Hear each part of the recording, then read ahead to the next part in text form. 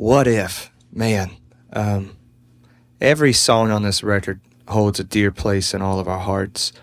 I'd be lying if I said that this one doesn't have maybe an edge of a special place than the rest. It's just, it started off when we were writing this song in the room that day on the piano, and there's just something that a piano does that just brings out the raw emotion of where you're at. A song that it talks to the doubts. It talks to, what if you do jump and you take that leap of faith? What can happen, instead of just, how we can do in our little minds sometimes, of just focusing on all the problems and all the things that scare the life out of us. And this one, it inspires you to just jump and to soar. And I love that about this song. I also think, we've said a little bit about this record, that you can dive into some of where we were in our hearts while we were making this record. And, we've talked about First Things First so much in the public. You heard that maybe that we didn't really know what the future looked like for us as a band. We didn't know if we wanted to continue doing this. We had a lot of questions. We had a lot of concerns, a lot of disappointments. I think a song like What If kind of puts on display our heart and our conversations with each other, our conversations with God, and ultimately where we ended up going from there. I mean, you can look at lyrics that it really just is, it is our conversation with each other and with the Lord. Like opening up this song, I want to run, but what if I fall? I want to climb, but what if the wall is just too tall, higher than my faith could ever reach? It's like, I've got these dreams and I've got these things in my heart, but what if it's like the last time? And what if I'm disappointed again? What if this happens? And all these what ifs. And then if the spirit of faith rises up and says, yeah, but, what if jumping leads to flying this time? And you hear the spirit of faith start to rise up. And we didn't just sit there, and you can almost hear the conversation that we have with each other and with the Lord in this song.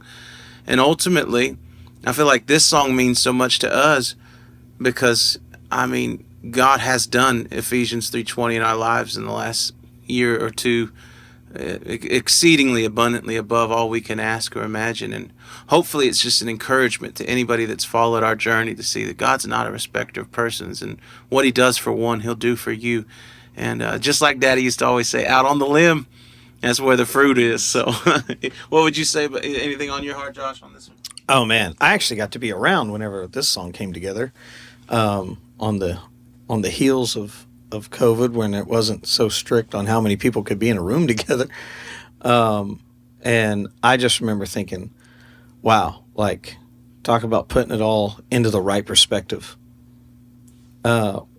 There's so many times that we are more focused on telling God about all the problems that we have, as opposed to thinking about our problems with how big our God is. That kind of whole cliche, I guess. At this point, it's kind of funny to say it that way, but I feel like it's true. Like, we should be encouraged that no matter how many times it looks like we might have, we might be backed in a corner where it's like, God, I know for us personally as a family, and for us as a band even, we were like, not everything panned out the way that we had hoped and dreamed for it to, for sure. But all of a sudden there was this new life being breathed and this new thing being stirred up into us.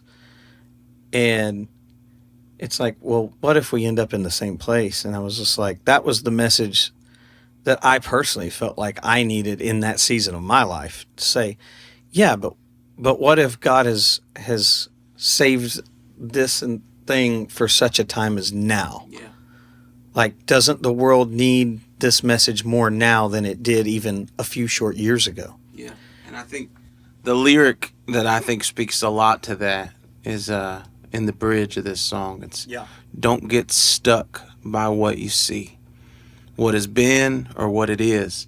Don't be scared by your past to ask what if. Yeah. I think that's just a real shout out to Hebrews 11 about faith being the substance of things hoped for, the evidence of things not seen.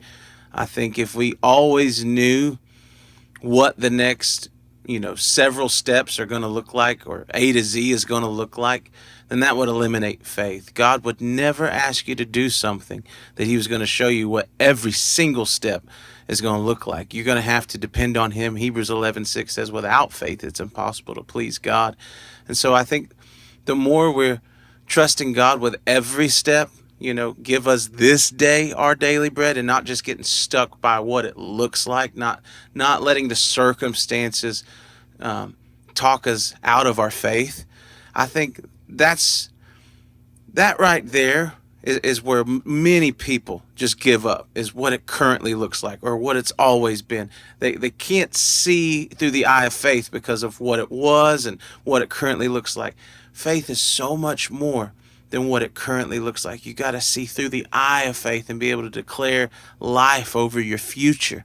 Believe that God does have a plan for you, a hope and a future, Jeremiah would say, and a plan to give you a desired, expected end. And so I think that's where we finally got with this song. Yeah. You can hear that in this. And hopefully it encourages you to take that leap on whatever God's called you to do.